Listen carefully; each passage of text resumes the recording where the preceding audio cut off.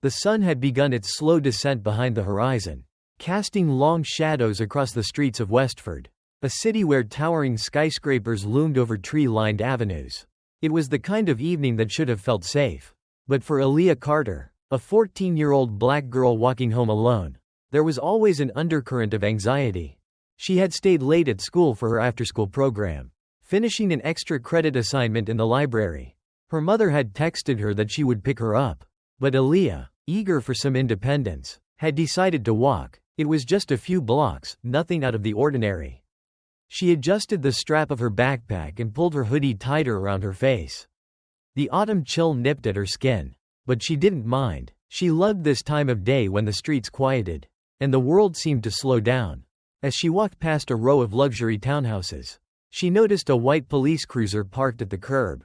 She paid it little attention at first, used to seeing officers patrolling the neighborhood.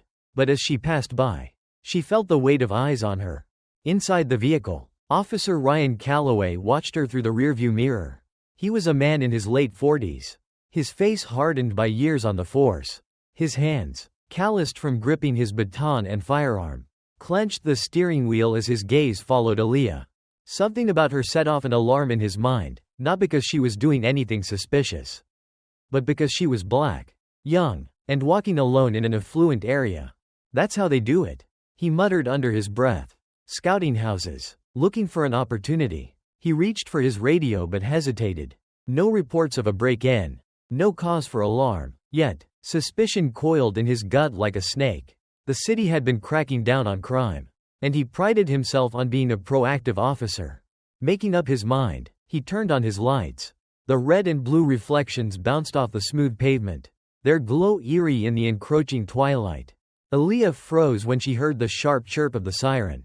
Her heartbeat quickened. She turned her head slightly, seeing the flashing lights bathing the sidewalk in color. Keep walking, she told herself. You didn't do anything wrong. But the police car rolled up alongside her, and a voice, hard and commanding, cut through the air. Hey, you, stop right there. She stopped, not because she wanted to, but because she had been taught from a young age that when a cop tells you to stop, you stop. Her fingers curled into her palms as she turned slowly, looking up at the officer who had stepped out of his car. He was tall, broad-shouldered, his uniform crisp, his badge gleaming under the streetlights. You live around here? He asked. She nodded. Yes, sir. Where? She hesitated. Why did he need to know? What had she done wrong? Not far, she finally said. Ryan narrowed his eyes. Not far where? Aaliyah swallowed. Wilmington Drive. My house is down the street. His lip curled slightly, as if he didn't believe her. You out here alone? Yes. Where you coming from? School. His hand rested near his holster. You got ID? Her breath caught. ID? She was 14. She didn't carry one. No, I don't. Ryan exhaled sharply. Figures. The way he said it made her stomach tighten. You got anything in that backpack I should know about? Aaliyah frowned. Like what? Like something you shouldn't have. Her fingers gripped the straps of her bag tighter. It's just my school stuff, she said. Mind if I take a look? Her pulse pounded. He didn't have a reason to search her bag, but saying no felt dangerous. She took a deep breath. I'd rather not, sir. Ryan's jaw clenched. To him, that was as good as a confession. Turn around, he ordered. Panic flared in her chest. What? I didn't. Turn around, he repeated, stepping closer. Aaliyah's legs felt like lead. She turned slowly, her entire body rigid. And then, before she could process what was happening, he grabbed her arm, twisting it behind her back. A sharp cry of pain escaped her lips. Hey, she gasped. What are you doing? Stop resisting, he growled. I'm not. She winced as he forced her onto her knees. The cold pavement scraped against her skin. Tears burned in her eyes. A small group of bystanders had stopped to watch. A woman took out her phone and started recording. Ryan didn't care. To him, this was just another day on the job. The harsh fluorescent lights of the Westford Police Department burned overhead as Aaliyah sat in a metal chair. Her hands still trembling. She had been brought in like a criminal, escorted through the doors with Ryan's firm grip on her arm. She had never felt so small, so powerless. The room was cold, sterile. The desk in front of her was scratched and dented, the walls a faded gray. A single mirror loomed on one side. She knew from television that someone was likely watching from the other side. Her throat was dry, her breath coming in shallow bursts. She had tried to explain herself. She had tried to tell them she was innocent. But Ryan had already written the narrative. A suspicious black girl wandering around a high-income neighborhood. Possible intent to commit burglary. Aaliyah had never stolen anything in her life. She had never even gotten detention. She felt the injustice of it pressing down on her like a weight. The door swung open. Ryan entered, alongside another officer. A woman with short blonde hair. "You ready to tell us the truth?" Ryan asked, crossing his arms. Aaliyah blinked. "I did tell the truth." Ryan scoffed. "Sure you did." The female officer sighed. "Do you have anyone we can call?" Aaliyah hesitated. Then she whispered, "My dad." Ryan smirked. "Yeah? And what's daddy's name?" Aaliyah raised her chin. "David Carter." Silence. The female officer's eyes widened. Ryan, however, merely raised a brow. "And who's that supposed to be?" "The mayor," Aaliyah said, her voice stronger now. "David Carter is the mayor of Westford." For the first time since the encounter began, a flicker of doubt passed through Ryan's eyes. Aaliyah saw it, and she knew. He had just made the biggest mistake of his life. For a long moment, the room was completely silent. The weight of Aaliyah's words seemed to hang in the air, suffocating the tension between them. Ryan Calloway stared at her, his face unreadable, though a flicker of uncertainty passed through his eyes. The female officer beside him shifted uncomfortably, her lips parting as if to speak. But she hesitated. Aaliyah sat still, her heart hammering in her chest. She could feel the pulse in her throat, the rush of adrenaline making her lightheaded. She didn't know if saying her father's name would help or make things worse. But she knew she couldn't just sit there and let them treat her like a criminal when she had done nothing wrong. Ryan scoffed. "Mayor Carter's daughter? That's rich." He folded his arms, leaning against the desk as he stared her down. Aaliyah met his gaze, refusing to look away. She had spent her entire life being told to be careful, to be respectful, to never give anyone a reason to think she was a problem. But tonight, none of that had mattered. She had been walking home, and she had been treated like she didn't belong. The female officer exhaled sharply and turned to Ryan. "We need to verify this." Ryan didn't move at first. He simply glared at Aaliyah, as if daring her to be lying. Then, with a huff, he yanked the door open and disappeared down the hallway. The other officer hesitated, then followed after him. The door slammed shut behind them, leaving Aaliyah alone in the interrogation room. Her fingers curled into fists as she fought back tears. She wouldn't cry. Not here. Not in front of them. Minutes passed, maybe longer. The clock on the wall ticked loudly, marking every agonizing second. Aaliyah could hear muffled voices beyond the door, the sound of a phone ringing. And then, suddenly, a voice roared through the hallway, unmistakable in its fury. "Where is my daughter?" The door burst open. David Carter stormed inside, his presence filling the tiny room. His usually composed demeanor was shattered, his face tense with barely restrained anger. His eyes immediately locked onto Aaliyah, and she could see the moment relief flooded through him. He crossed the space in 2 strides, pulling her into his arms. Aaliyah buried her face in his chest, inhaling the familiar scent of his cologne. For the first time that night, her body finally stopped trembling. Over her father's shoulder, she saw Ryan standing in the doorway, his expression unreadable. The female officer looked away, visibly uncomfortable. David Carter slowly turned. The look he gave Ryan was unlike anything Aaliyah had ever seen before. "Officer Calloway," he said, his voice deceptively calm, "explain to me why my daughter was dragged into this station like a criminal." Ryan hesitated. She was walking home," David interrupted. His voice was quiet, but the authority in it made the air in the room feel heavy. "She wasn't committing a crime. She wasn't doing anything wrong. And yet, your first instinct was to assume she didn't belong." Ryan's jaw tightened. "She refused to cooperate." David took a step closer, his presence towering over the officer. "She's 14 years old. What was she supposed to cooperate with? Being humiliated on the sidewalk? Being forced to kneel like a criminal?" The silence in the room was deafening. The female officer looked down, her expression tight. Ryan held his ground, but there was something in his posture that suggested he wasn't as confident as he had been before. David exhaled slowly. When he spoke again, His voice was dangerously soft. "Let me be clear, Officer Calloway. This isn't over." He turned back to Aaliyah, his hand gentle on her shoulder.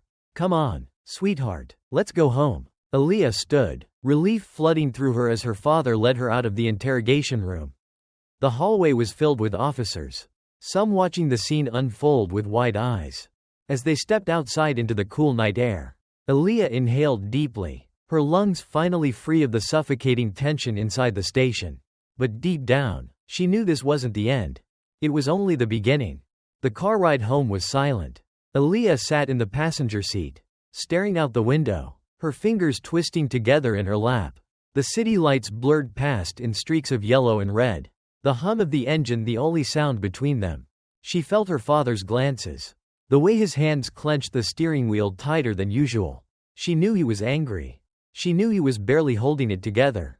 When they finally pulled into the driveway of their house, the porch light spilling a warm glow onto the front lawn, David turned off the engine but didn't move. Aaliyah sat still, waiting. After a long moment, her father sighed. "Are you okay?" She swallowed hard. "I don't know." David rubbed a hand down his face. He looked exhausted, but there was something else in his expression, something like guilt. "I should have been there."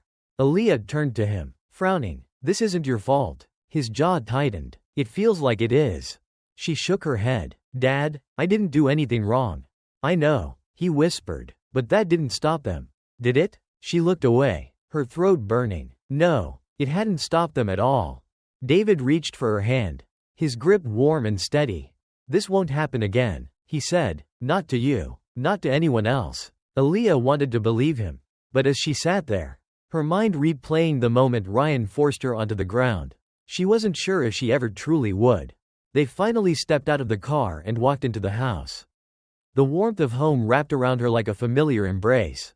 But she still felt the weight of the night pressing down on her shoulders. Her mother was waiting in the foyer, her face pale with worry. The moment she saw Aaliyah, she rushed forward, pulling her into a tight hug. "I was so scared," she whispered. Aaliyah hugged her back, the tension in her chest loosening slightly. They sat in the living room, the soft glow of the lamps casting shadows on the walls.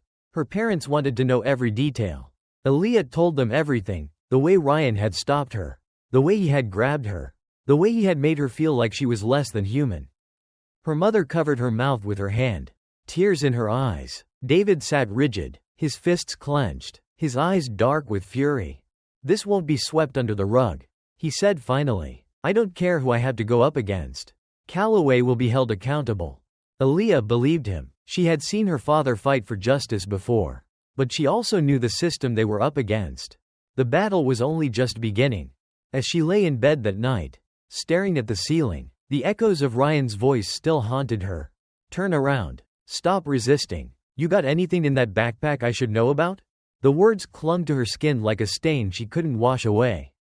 She squeezed her eyes shut, willing herself to forget, but she knew she never would. Aaliyah woke up to the sound of hushed voices drifting through the hallway.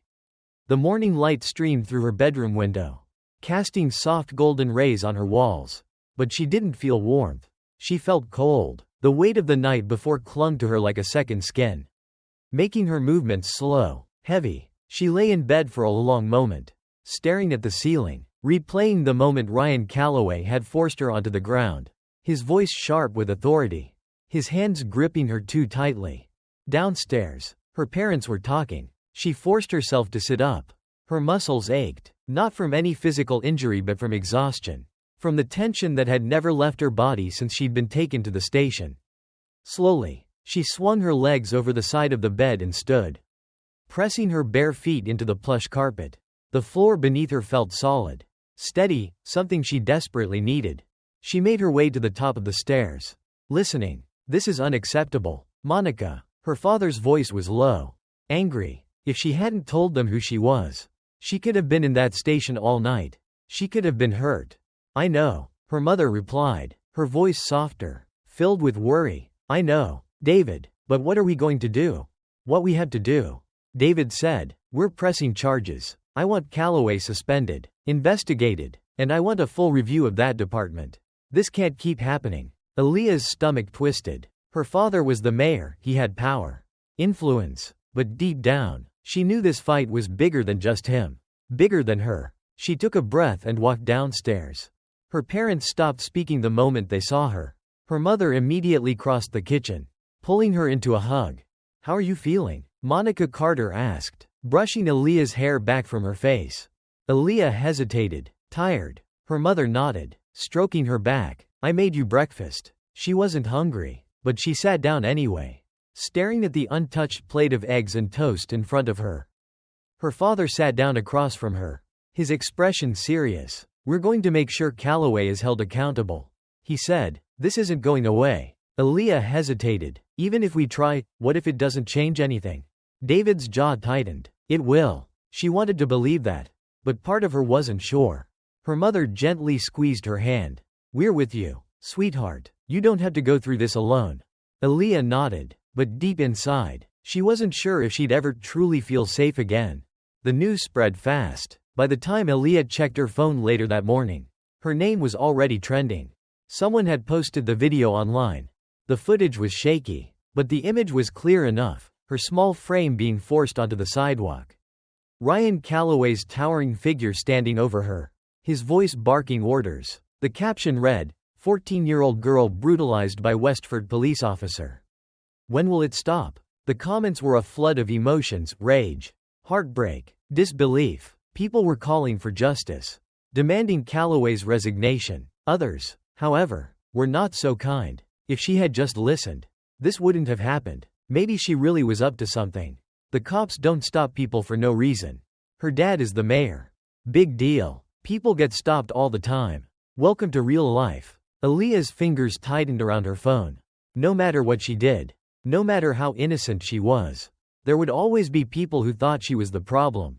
Her phone buzzed with messages, friends from school, teachers, even people she barely spoke to. She ignored most of them, but one caught her attention. "Maya, are you okay? Do you need anything?" Maya had been her best friend since elementary school, one of the only people who truly understood her.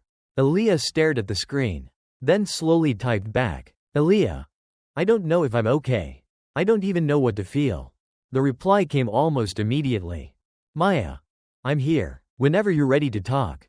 Aaliyah exhaled. She wasn't sure when she'd be ready, but at least she wasn't alone. Ryan Calloway woke up to a storm. The morning news was all over the story: his name, his face, the video of him shoving Aaliyah Carter onto the pavement. Reporters were outside the police department, demanding answers. Protesters had gathered on the steps of City Hall, chanting for justice. His phone was blowing up with calls from his colleagues, some offering support, others warning him to stay quiet. He slammed his fist against the counter. This was ridiculous. He had done his job. The girl had been acting suspicious. He was protecting the neighborhood. That was his job. But now, because she was the mayor's daughter, the world wanted his head. He turned on his laptop, logging into his private email. There were messages from people who supported him, citizens who believed in law and order, who thought the mayor was overreacting. "You were doing your job. Don't let them take you down. This is why cops don't do proactive policing anymore. Everyone's too sensitive." Ryan smirked. At least some people understood. Then he saw another message. It was different. "You're going to pay for what you did." There was no name, no sender, just a threat. Ryan frowned, fingers tightening around the mouse. Maybe this wasn't going to be as simple as he thought. The protest outside City Hall was growing. By the afternoon, the crowd had doubled in size, voices echoing through the streets. People held up signs: "Justice for Aaliyah," "End police brutality," "No more silence," while others chanted in unison, demanding Calloway's arrest. From his office, David Carter watched the crowd, his expression unreadable. His phone had been ringing all day. Journalists, city officials, police representatives, everyone wanted a statement. He turned to his wife, Monica, who was seated across from him. "This is bigger than just Calloway," he said. "This is about the entire system. If we don't act now, it'll happen again." She nodded. "So what's our next step?" David exhaled. "We push for charges. We demand an independent investigation. And we start working on police reform. This isn't just about our daughter. It's about all the kids like her who don't have a mayor for a father." Monica reached for his hand. "Then let's fight." David turned back to the window. watching as the crowd grew louder, their voices carrying through the city. This wasn't going away, and neither was he. The chants outside City Hall were growing louder, reverberating through the streets like rolling thunder. The sound reached every corner of downtown Westford, spilling into alleyways and echoing against towering buildings. Hundreds of protesters had gathered, their voices rising in unison, demanding justice for Aaliyah Carter. Inside his office, Mayor David Carter rubbed his temples, exhaustion sinking deep into his bones. The past 24 hours had been a whirlwind of chaos: press conferences, emergency meetings, and calls from every major news outlet in the country. He had expected backlash, but he hadn't expected this level of national attention. His chief of staff, Malcolm Price, stood near the window, his eyes scanning the crowd below. "They're not going anywhere," he muttered. David exhaled, standing from his chair. "Good, I don't want them to." Malcolm turned to face him. "The police union is already pushing back. They're calling this a witch hunt against Calloway. They want us to back off." David's jaw tightened. "That's not happening. The governor called this morning." Malcolm continued, his tone cautious. "He's worried about how this is making Westford look." David let out a bitter laugh. "How it's making Westford look? A police officer brutalized a 14-year-old girl. And the governor is worried about optics?" Malcolm hesitated before nodding. "That's politics." David crossed his arms. "Then let's remind them who I am. Calloway needs to be held accountable.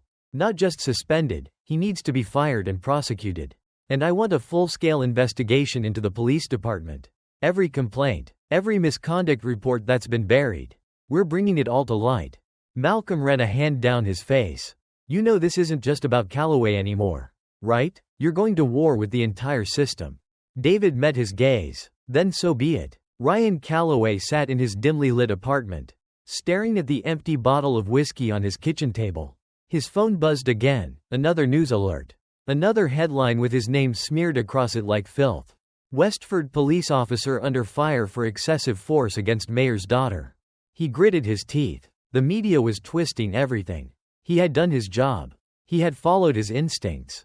If she hadn't been acting suspiciously, none of this would have happened. But now, he was the villain. His phone buzzed again. This time, it wasn't a news alert. It was a message. "Unknown number. You deserve everything that's coming to you. Watch your back." Ryan's stomach turned. He had been receiving threats all day. Messages from anonymous accounts telling him he was a racist, a thug in a badge, a disgrace to the force. Some were worse. Some included details about his personal life, his family. He stood up, pacing his small apartment. They wanted to ruin him. He wasn't going to let them. Reaching for his gun, he checked the chamber, the familiar weight of it grounding him. If they thought he was going down without a fight, they were dead wrong. Aaliyah sat on her bed, scrolling through the news articles on her phone. Her face was everywhere now. The video had reached national networks, and people all over the country were talking about what had happened to her. Some were outraged. Others were calling her a liar, a troublemaker. She felt exhausted, like her body wasn't her own anymore, like she was being pulled into a fight she hadn't asked for. Her mother knocked on the door before stepping inside. "Sweetheart," Monica said softly, "you need to take a break from all that." Aaliyah shook her head. "I can't. People are saying things about me, things that aren't true." Monica sat beside her, brushing a hand over her daughter's curls. "I know, and I know how unfair it is. But you don't have to carry this alone." Aaliyah swallowed. I don't want to be the reason people get hurt. The protests, the threats against Dad, against our family. I never wanted any of this." Her mother wrapped an arm around her, holding her close. "None of this is your fault. The only person responsible for what happened to you is Calloway. And he will face justice." Aaliyah bit her lip. "What if he doesn't?" Her mother didn't answer right away. Instead, she pulled her tighter, pressing a kiss to her temple. "Then we fight harder." The Westford Police Department held a press conference that evening, a last-ditch effort to control the firestorm. The police chief, Arthur Reynolds, stood at the podium, his face impassive as he addressed the growing controversy. "We take these allegations very seriously," Reynolds said, his voice even. "Officer Calloway has been placed on administrative leave pending an internal investigation. We ask for patience as we conduct a thorough review of the incident."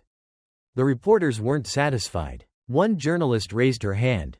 Chief Reynolds, will the department be cooperating with the mayor's independent investigation? Reynolds hesitated for only a fraction of a second. We will be conducting our own internal investigation. Another reporter jumped in. Does that mean you will not be allowing an external review?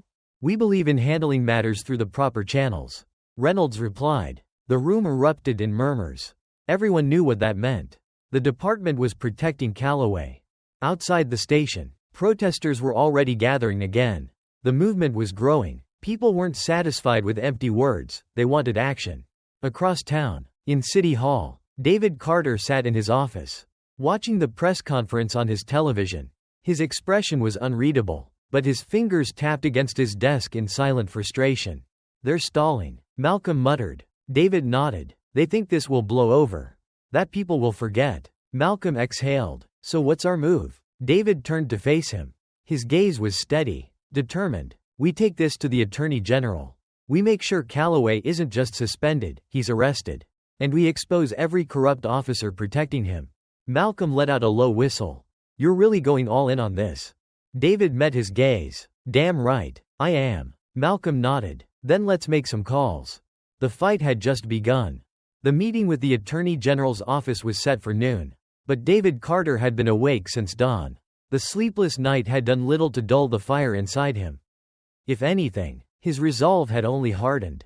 The weight of this fight wasn't just about his daughter anymore. It was about every black child who had been treated like a suspect before being seen as a person. It was about every family who had lost someone to a system that protected its own instead of the people it was sworn to serve. Sitting in his office, he reviewed the files Malcolm had compiled. Calloway wasn't a lone bad apple, he was part of a pattern. Complaints against him dated back almost a decade. Reports of excessive force, racial profiling, intimidation tactics, but none had ever led to real consequences. Each one had been quietly dismissed, buried under internal investigations that went nowhere. David clenched his fists. Not this time. His office door opened, and Monica walked in. She placed a cup of coffee on his desk before sitting across from him. You didn't sleep, she observed. Neither did you, he countered. She exhaled, rubbing her temples. How's Aaliyah? David sighed. Quiet, withdrawn. She's trying to act like she's okay. But she's not. Monica's eyes darkened. I want that man in jail. David, I don't care how powerful the police union is. He put his hands on our baby like she was nothing. David nodded. He will face justice. I swear it. His phone buzzed. The Attorney General's office was ready for their meeting. It was time. The conference room in the state courthouse was cold and sterile. The Attorney General, Marcus Ellison, sat at the head of the table, his sharp eyes scanning the documents David and his team had laid before him. Ellison was a measured man, known for his cautious approach. He wasn't easily swayed by political pressure. David could see the conflict in his expression. This is damning, Ellison finally said, flipping through the reports. Calloway should have been off the force years ago. David leaned forward. Then prosecute him. Ellison exhaled. It's not that simple. David's jaw clenched. Why not? The police union has already contacted my office. They're threatening to sue if we take legal action. They claimed Calloway was following procedure. Procedure? David scoffed. Since when does procedure involve tackling a 14-year-old girl to the ground without cause? Ellison hesitated. If I take this to court, I need to know I can win. That means airtight evidence, unshakable testimony, and enough public support to counteract the pressure from the police department. David stood. You already have that. Ellison studied him. Do I? David held his gaze. Turn on your TV. Ellison grabbed the remote and flicked on the news. Live footage showed the streets outside City Hall. The protest had tripled in size. People weren't just holding signs now, they were marching. Celebrities, activists, community leaders had joined the cause. National news anchors were broadcasting from the scene. This wasn't going away. Ellison watched in silence. Then he picked up his pen. Let's move forward, he said. David let out a breath. This was the first step. But the real fight was just beginning. The arrest warrant for Ryan Calloway was issued at 6 a.m. the following morning. David was already awake when he got the call. He barely had time to process the words before Monica rushed into the room. Her phone in hand. It's all over the news, she said. David turned on the TV. The footage played on every channel, Westford PD officers arriving at Calloway's apartment. Knocking on his door. The media had gotten word of the warrant. And a crowd had gathered outside. The camera zoomed in as the door finally opened. Ryan Calloway stood there, his face pale, his eyes bloodshot. For the first time since this began, he looked afraid. 2 officers stepped forward. One read him his rights. He didn't resist. He didn't say a word. They cuffed him and led him down the steps. The reporters shouted questions. Calloway didn't answer. David exhaled. It was done. Monica let out a shaky breath. He's going to jail. David nodded, but he knew better. Not yet, he said, but we'll make sure he does. The courthouse was surrounded by reporters when Calloway was brought in for his arraignment. The city was watching. The nation was watching. Inside, David and his legal team took their seats. Calloway sat across the room, his lawyer whispering in his ear. The judge entered. The bailiff called for silence. The charges were read aloud. Excessive force, civil rights violations, misconduct. Each word landed like a hammer. When the judge asked how Calloway pleaded, his lawyer stood. Not guilty. David expected it, but he also saw something else. Calloway wasn't smirking anymore. He looked shaken, scared. The prosecution pushed for no bail, arguing that Calloway was a danger to the community. His defense fought back, calling it a political attack. The judge deliberated, then made her decision. Bail denied. Calloway was led away in cuffs. The courtroom buzzed with murmurs. Outside, the protests erupted in cheers. David closed his eyes for a moment, exhaling. One battle had been won. But the war was far from over. As he stood to leave, he caught Calloway's gaze. The officer glared at him, pure hatred burning in his eyes. David held the stare. This wasn't over. Not by a long shot. The days following Calloway's arraignment were filled with an electric tension that seemed to seep into every corner of the city. The media circus outside the courthouse hadn't died down, and the protests had grown even larger, spilling into the streets in waves of anger, frustration, and unwavering determination. David Carter watched from the steps of City Hall as the crowd chanted his daughter's name. The people of Westford, and now the entire country, were demanding justice. Not just for Aaliyah, but for every child, every innocent person who had been brutalized by the system. Inside his office, Malcolm Price sat across from him, flipping through a thick binder of legal documents. Calloway's lawyer is pushing hard for a plea deal, Malcolm said. They want to avoid a trial. David raised an eyebrow. A plea deal? He brutalized my daughter in broad daylight. He thought he could get away with it. And now that the whole world is watching, he suddenly wants to cut a deal? Malcolm nodded. They know they don't have a strong defense. The video evidence is damning. Public opinion is against them. But if we go to trial, it could drag on for months, maybe even years. A plea deal would put him behind bars sooner. David exhaled, rubbing his temples. He wanted Calloway in prison, wanted him to pay for what he had done. But he also wanted real change. Wanted the entire corrupt system that had enabled Calloway to fall apart piece by piece. What's the deal? David finally asked. Malcolm slid the paper across the desk. 5 years in prison, no parole. David stared at the document, his fingers tightening around the edge of the page. 5 years wasn't nearly enough. 5 years wouldn't erase the trauma Aaliyah had suffered.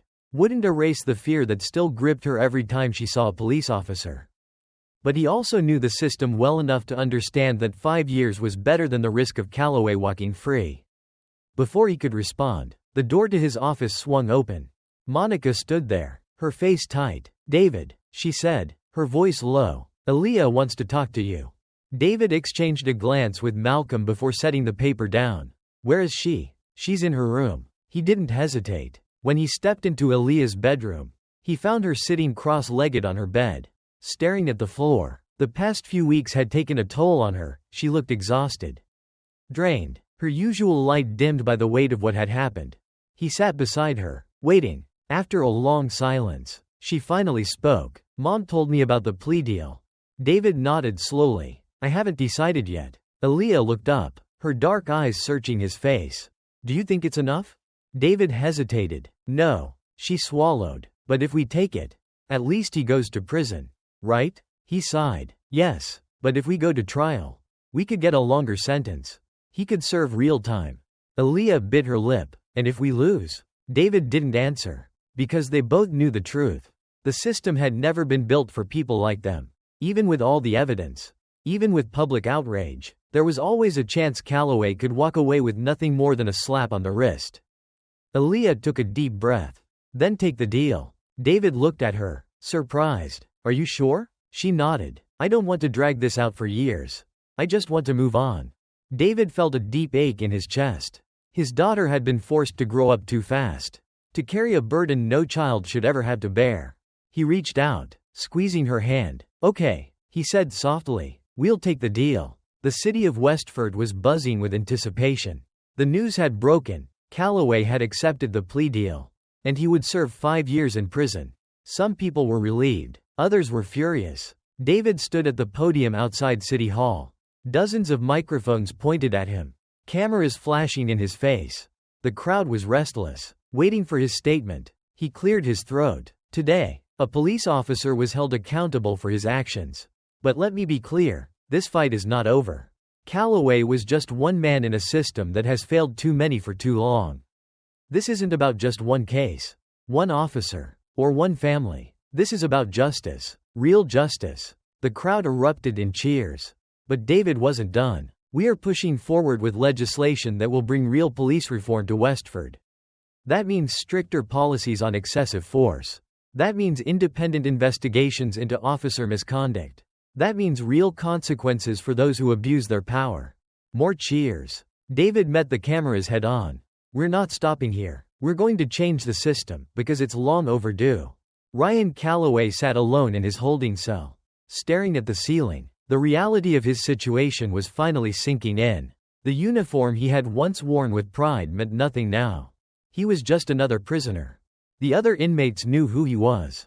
Some whispered, some stared. He had spent his entire career believing he was untouchable. Now, he was at the mercy of the very system he had once upheld. He clenched his fists. This wasn't how it was supposed to be. He was supposed to be the hero. He had spent years convincing himself that what he did was right, that he was protecting people, that his instincts were always justified.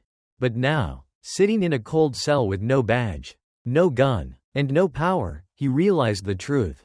He wasn't the hero. He was the villain. And for the first time, he had to face the consequences of his actions. Aaliyah Carter stood at the edge of the protest, watching as people held up signs with her name. The past few weeks had been a blur, but the weight on her chest was finally starting to lift. She had spent too long feeling afraid, too long feeling like a victim. But as she looked at the crowd, at the people fighting for change, she realized something. She wasn't just a victim. She was a survivor. She turned to Maya, who stood beside her, holding a sign that read, "Justice for all." "What happens now?" Aaliyah asked. Maya smiled. "Now, we keep fighting." Aaliyah looked back at the crowd, at the people who had stood beside her, who had refused to stay silent. For the first time in weeks, she felt hope. This wasn't just her fight anymore. It was everyone's, and they weren't stopping anytime soon.